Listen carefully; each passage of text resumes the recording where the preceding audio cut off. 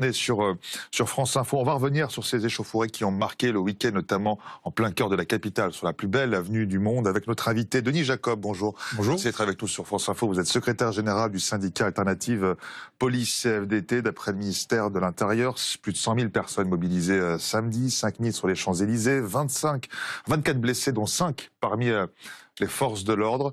Ces violences étaient-elles évitable finalement, et les policiers étaient-ils préparés suffisamment face à cette violence qu'on a connue samedi dernier? Alors, dans des mouvements qui ne sont pas organisés, qui ne sont pas coordonnés, pour lesquels il n'y a pas de déclaration de manifestation officielle de fait, oui, on ne pouvait que s'attendre à avoir des débordements et avoir des problèmes de ce type. Mais comment se fait-il que les Champs-Élysées n'étaient pas interdits d'accès, tout simplement, comme l'a été la place de la Concorde ou tous les lieux de pouvoir autour de l'Assemblée nationale, l'Élysée, le ministère de l'Intérieur, mais pas les Champs-Élysées? Alors, déjà, il faut bien faire la part des choses entre ce qui s'est passé à Paris et le reste de la mobilisation des Gilets jaunes en province.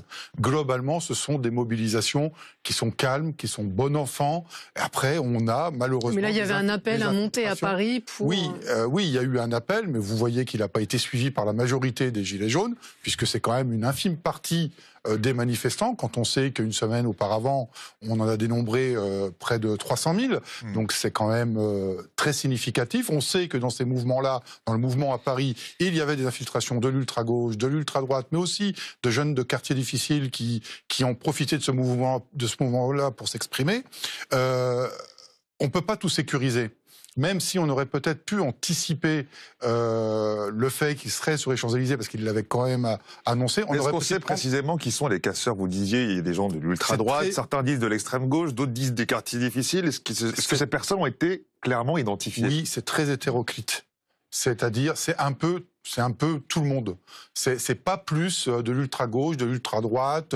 On sait aujourd'hui que la majorité des personnes qui ont été mises en garde à vue ne sont ni connues des services de police, ni connues des services de renseignement. Donc les personnes qui ont été interpellées, placées en garde à vue, ne sont pas globalement des personnes qui sont issues de l'ultra-gauche ou de l'ultra-droite. Par contre, on sait que sur Paris, il y avait quelques centaines, sur des gilets jaunes, tout simplement, peut-être. Qu'il y avait quelques centaines d'ultra-droite, néanmoins, mais distinctes du mouvement des gilets jaunes. Denis Jacob, ce qui choque aussi dans les images, c'est bien sûr ce champ de Mars complètement vide d'abord, mais aussi des armes à portée de main des manifestants, c'est-à-dire des barrières, du mobilier urbain. Est-ce que toutes ces barrières n'auraient pas pu être enlevées avant, en sachant qu'il y avait forcément, qu'il y allait forcément avoir des débordements? Alors il y a plusieurs choses.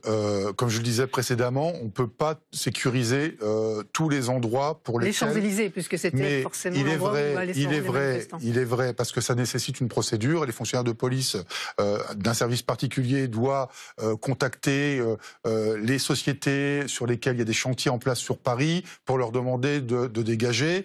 Il y avait beaucoup d'effectifs d'engagés, mais il est vrai que comme on savait que les Gilets jaunes avaient appelé à venir sur les Champs-Élysées, nous aurions peut-être pu, en tous les cas, les autorités auraient peut-être pu anticiper et contacter la société qui avait ce chantier pour dégager toutes ces armes qui étaient des armes par destination, qui étaient à disposition de certains manifestants très radicaux et très radicalisés. Et je précise, il ne faut pas confondre les casseurs qui étaient sur les Champs-Élysées avec le mouvement de contestation nationale des Gilets jaunes.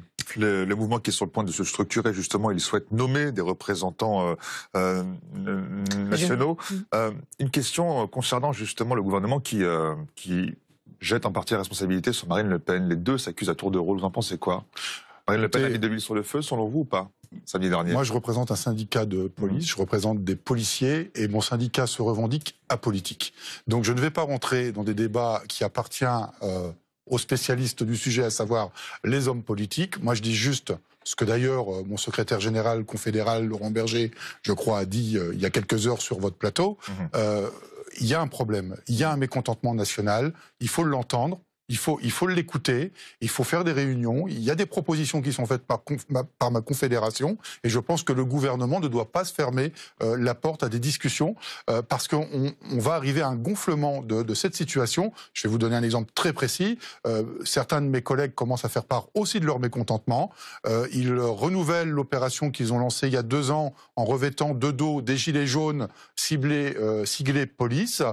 Donc je dis attention, écoutons la colère et le mécontentement qui commencent à faire jour partout. Vous voulez dire que des forces de police pourraient se joindre au mouvement des gilets jaunes? C'est pas ce que je dis. Je dis juste qu'il y a un mouvement de mécontentement dans la police nationale depuis maintenant 2 ans qui est clairement installé. On n'y répond pas concrètement encore complètement aujourd'hui, et notamment depuis l'agression de Viry-Châtillon. C'est ça. Je dirais quelque part, n'ouvrons pas la boîte de Pandore.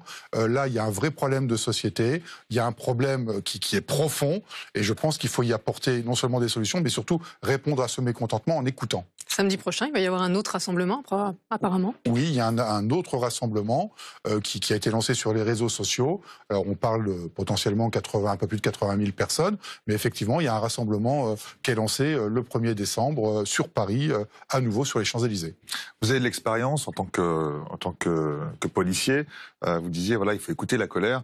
Quand vous voyez le profil, vous qui avez été au contact, j'imagine aussi de ces gilets jaunes, en tout cas les équipes, les forces de police, lorsque vous avez été au contact de ces gens, est-ce que c'est quelque chose d'assez inédit concernant justement des mouvements sociaux dans la rue auxquels vous étiez confrontés? Est-ce que c'est quelque chose de nouveau? Alors c'est inédit dans le sens où il y a un refus systématique de prévoir un défilé ou un rassemblement organisé, structuré, avec le soutien, et je parle de soutien et d'aide de la police nationale, parce que notre rôle avant tout, c'est de permettre aussi, parce que c'est la liberté au sein de notre République, de pouvoir manifester, et notre rôle c'est de pouvoir sécuriser une manifestation, un rassemblement, en évitant les débordements qu'on a pu connaître à Paris du mieux que l'on peut. Il faut interdire les Champs-Élysées, par exemple, samedi prochain? Je pense qu'il faut prendre toutes les précautions utiles pour éviter de revivre ce qu'on a vécu samedi. Je pense que notre travail, c'est de faire en sorte que les uns puissent s'exprimer, mais qu'on assure aussi la sécurité des autres, et notamment de la population parisienne.